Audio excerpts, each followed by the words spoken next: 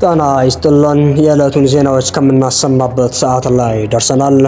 እስከ ዜናዎቻችን ፍጻሜ ላይክ እና ሼር እንዲሁም ሰብስክራይብ በማድረግ አብራችሁን ቆዩ።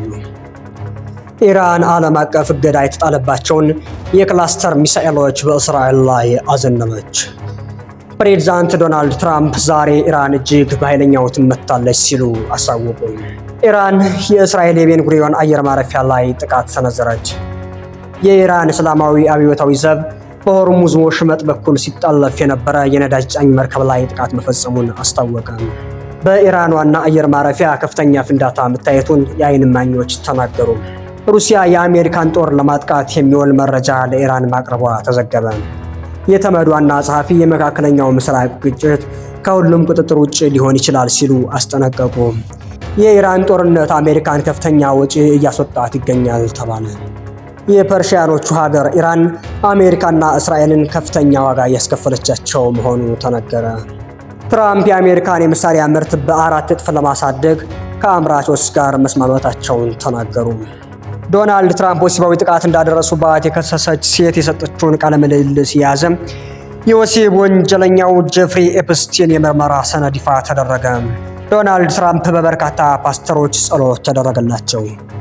ለዕለቱ ያጠናቀርናቸው አበይት ዜናዎቻችን ናቸው። እስከ ፍጻሜያችን ድረስ አብራችሁን ቆዩ። በመካከለኛው ምስራቅ የተቀሰቀሰው ጦርነት ወደማይመለስበት ምዕራፍ መሸጋገሩን የሚያሳዩ መረጃዎች እየወጡ ይገኛሉ። የእስራኤል መከላከያ ኃይል ትላንት አርብ ባወጣው አስቸኳይ መግለጫ ኢራን በእስራኤል ላይ በሰነዘረችው የሚሳኤል ጥቃት ዓለም አቀፍ እገዳ የተጣለባቸውን የክላስተር የጦር አውዳጅ የታጠቁ ሚሳኤሎችን ተጠቅማለች ሲል ከሷል። ይህ የኢራን ድርጊት አሜሪካና እስራኤል በጋራ በመሆን ከየካቲት 21 ቀን ጀምሮ በኢስላማዊቷ ሪፐብሊክ ላይ የከፈቱትን መጠነ ሰፊ ወታደራዊ ዘመቻ ተከትሎ የመጣ እጅግ አደገኛ የአጸፋ እርምጃ መሆኑም ተገልጿል። እንደ እስራኤል ወታደራዊ ባለስልጣናት ገለጻ ኢራን የተጠቀመቻቸው እነዚህ ሚሳኤሎች በአየር ላይ ያሉ በመፈንዳት በመቶዎች የሚቆጠሩ ጥቃቅን ቦምቦችን በሰፊ ቦታ ላይ የሚረጩ በመሆናቸው በህዝባዊ መኖሪያዎችና በወታደራዊ ተቋማት ላይ ከፍተኛ ሰብአዊና ቁሳዊ ጥፋት የማድረስ አቅም አላቸው። ጥቃቱ የተፈጸመው አሜሪካና እስራኤል ኦፕሬሽን ኤፒክ ፉሪ በሚል ስያሜ በኢራን የባህር ኃይልና የሚሳኤል ማዕከላት ላይ ለጀመሩት ጥቃት ምላሽ ለመስጠት መሆኑም ይታወቃል። ይህ አዲስ ክስተት በሁለቱ ወገኖች መካከል ያለውን ጦርነት ወደ ከፋ ደረጃ ሊያሸጋግረው እንደሚችልም ተሰግቷል። አዲስ ኒውዝ እንደዘገበው ፕሬዝዳንት ዶናልድ ትራምፕ ዛሬ ኢራን እጅግ በኃይለኛው ትመታለች ሲሉ አሳወቁ።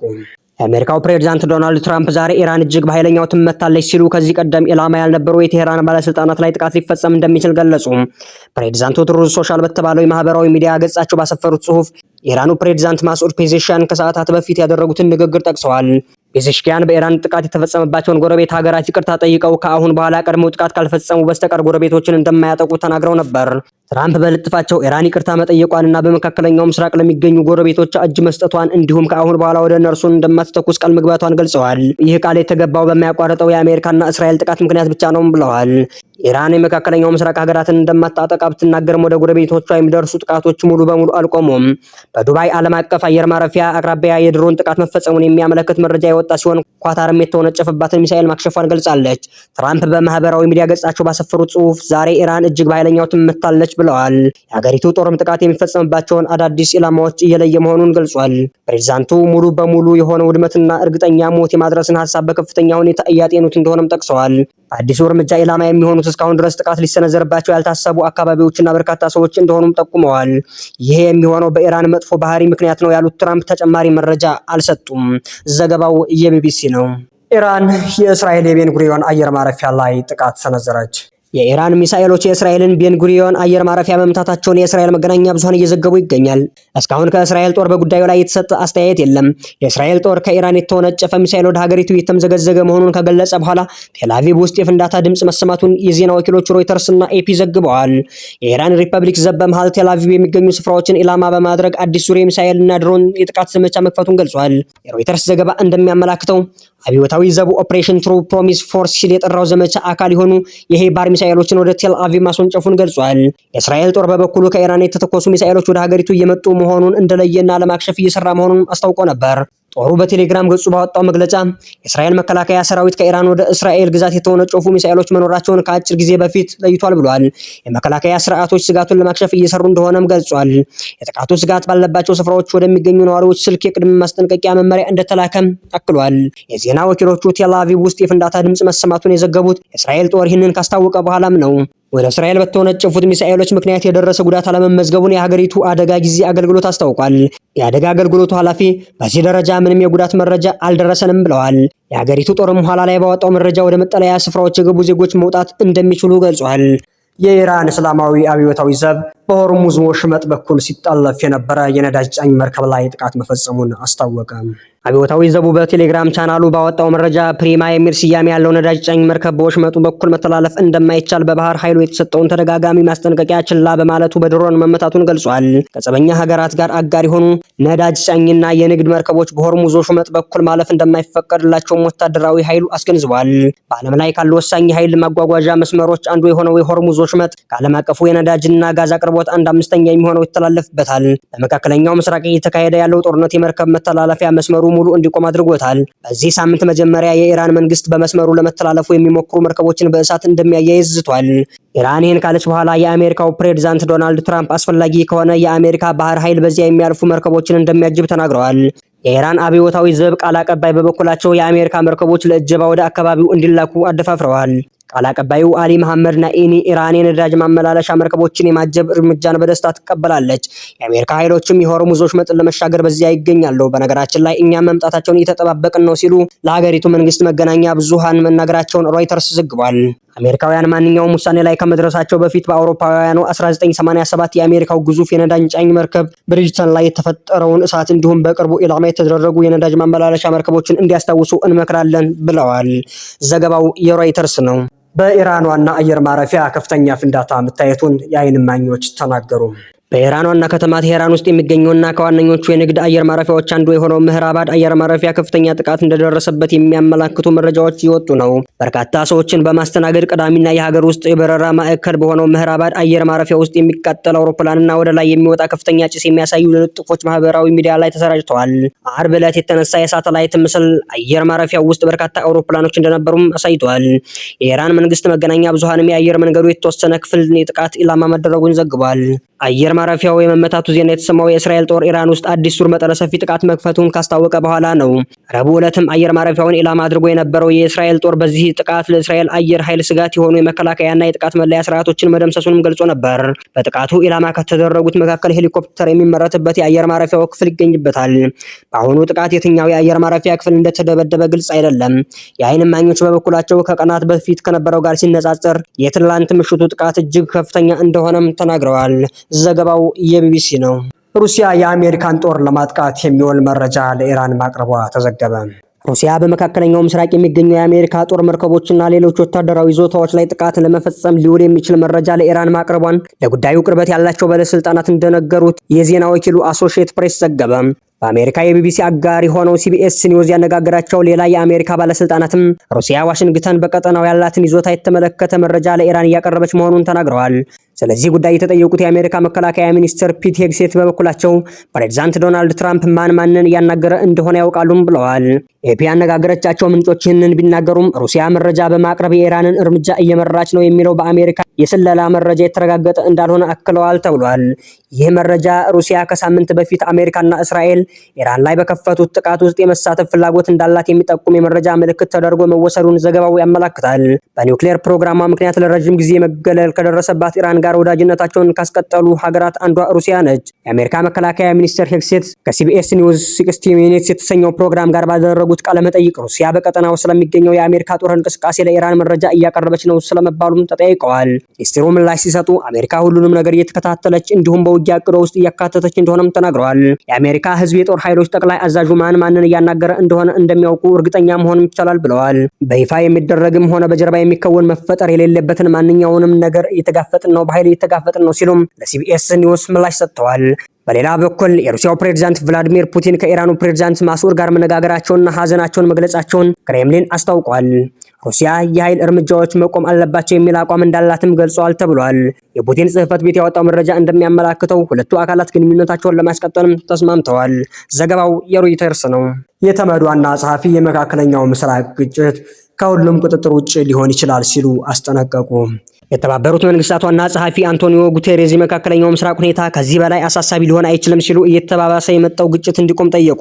ዋና ጸሐፊው በኤክስ ገጻቸው ላይ ባሰፈሩት መልእክት በመካከለኛው ምስራቅና ከዚያም ባሻገር የሚፈጸሙት ህገወጥ ጥቃቶች በመላው ቀጠናው የሚገኙ ንጹሃን ላይ ከፍተኛ ስቃይና ጉዳት እያደረሱ ነው ብለዋል።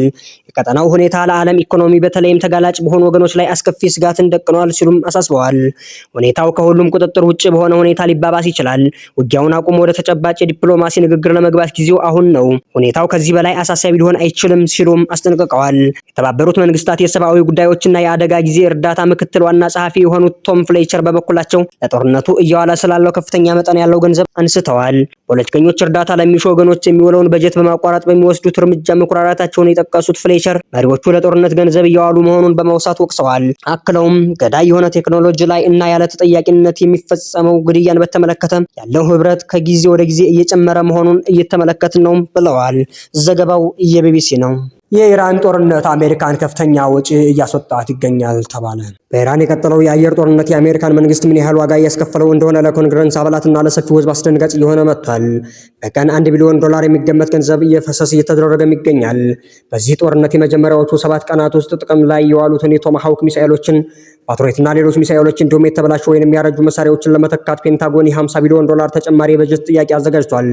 ኮንግረስ የበጀት ጉድለትና በፌደራል ዕዳ ላይ ያለውን ፍላጎት ለማስቀደም እየተገደደ መሆኑም ይገኛል። በዩናይትድ ስቴትስ እስራኤልና ኢራን መካከል ያለው ጦርነት 7ኛ ቀኑን የያዘ ሲሆን በመላው ኢራንና ሌሎች የመካከለኛው ምስራቅ ሀገራት ጥቃቶች ቀጥለዋል።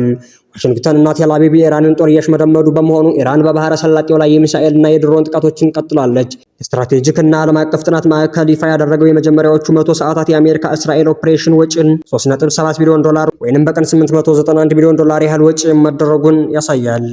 ዳጉ ጆርናል እንደዘገበው የፐርሺያኖቹ ሀገር ኢራን አሜሪካና እስራኤልን ከፍተኛ ዋጋ እያስከፈለቻቸው መሆኑ ተነገረ። የፐርሺያዎቹ ሀገር ኢራን አሜሪካና እስራኤልን ከፍተኛ ዋጋ እያስከፈለቻቸው ትገኛለች። ሀገሪቱ ኢማራት በሚገኘው የአሜሪካው ፓትሪዮት አየር መከላከያ ላይ በፈጸመችው የሚሳኤል ጥቃት ዘመናዊውን የአሜሪካ አየር መከላከያ ከነባትሩ አውድመዋለች። አሁን ላይ የሚተኮሱ የኢራን ሚሳኤሎች የታለመላቸውን ኢላማ የመምታት ንጻሪያቸው በከፍተኛ ሁኔታ እያደገም ይገኛል። በመካከለኛው ምስራቅ ያሉ ከፍተኛ የአሜሪካ ራዳሮችና ቅድመ ትንበያ የሳተላይት መረጃ መሰብሰቢያዎች እንዲሁም የሚሳኤል ጥቃቶችን ገና ከመወንጨፋቸው ዲቴክት የሚያደርጉ የተራቀቁ መሳሪያዎች በኢራን የሚሳኤልና የድሮን ጥቃት እየወደሙ በመሆኑ ኢራን የመምታት አቅሟን አሳድጎላት ከፍተኛ ውድመት እያደረሰች ትገኛለች። ኢራን አሜሪካና እስራኤልን የምታስከፍለው ዋጋ በከፍተኛ ሁኔታ እየጨመረ ሲሆን የአሜሪካ ዕለታዊ የጦር ወጪ $2 ቢሊዮን በላይ በመድረሱ ትራምፕ የሌሎች ሀገራትን እገዛ እየጠየቁ ይገኛል። ይህ በእንዲህ እንዳለ የአረብ ሀገራት ያላቸው የአየር መከላከያ እያለቀ መሆኑ ከፍተኛ ስጋት ፈጥሮባቸዋል። ጦርነት መጀመሪያ ላይ ድል የተቀዳጁ ሳይሆን የጸኑ የሚያሸንፉበት ፍልሚያ ነው። አዲስ መረጃ እንደዘገበ ትራምፕ የአሜሪካን የመሳሪያ ምርት በ4 እጥፍ ለማሳደግ ከአምራቾች ጋር መስማማታቸውን ተናገሩ። ከዋነኛ የአሜሪካ የጦር መሳሪያ አምራቾች ጋር ስብሰባ ያደረጉት ፕሬዝዳንት ዶናልድ ትራምፕ የመከላከያ ኩባንያዎቹ ከፍተኛ ደረጃ የሆኑ የጦር መሳሪያዎችን ምርት በ4 እጥፍ ለማሳደግ መስማማታቸውን አስታወቁ። ትራምፕ ትሩዝ ሶሻል በተባለው የማህበራዊ ሚዲያ ገጻቸው ባሰፈሩት ጽሑፍ ለምሳሌ ኢራን ውስጥ የምንጠቀማቸውና በቅርቡ ቬንዙዌላ ውስጥ የተጠቀምናቸው መካከለኛና ከፍ ያለ መካከለኛ ደረጃ ያላቸው ተተኳሾች አቅርቦታችን ገደብ የለሽ ነው ብለዋል። ሳምንቱን ከደፈነው የኢራን ጦርነት ጋር በተያያዘ የተነሱ ካሉ ጉዳዮች አንዱ ሁሉም አካላት ጦርነቱን ለማስቀጠል የሚያስችል የመሳሪያ ክምችት አላቸው ወይ የሚለው ነው። የአሜሪካ መከላከያ ሚኒስትር ፒት ሄግሴት ሐሙስ ዕለት በሰጡት መግለጫ ይህንኑ ጉዳይ አንስተው ነበር።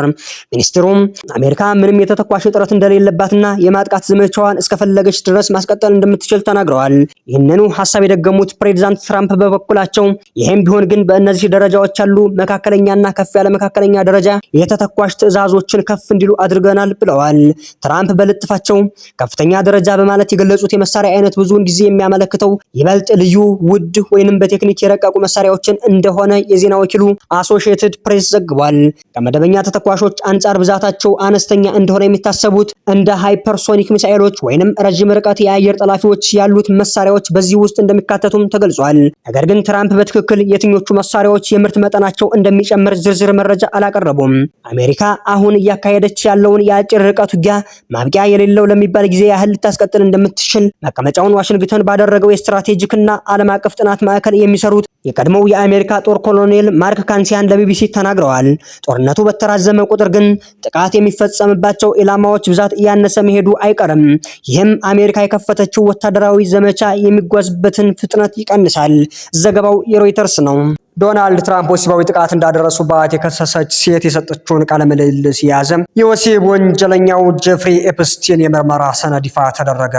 ዶናልድ ትራምፕ ወሲባዊ ጥቃት እንዳደረሱባት የከሰሰችው ሴት የሰጠችውን ቃለ ምልልስ የያዘ የወሲብ ወንጀለኛው ጄፍሪ ኤፕስቲን የምርመራ ሰነድ ይፋ ተደረገ።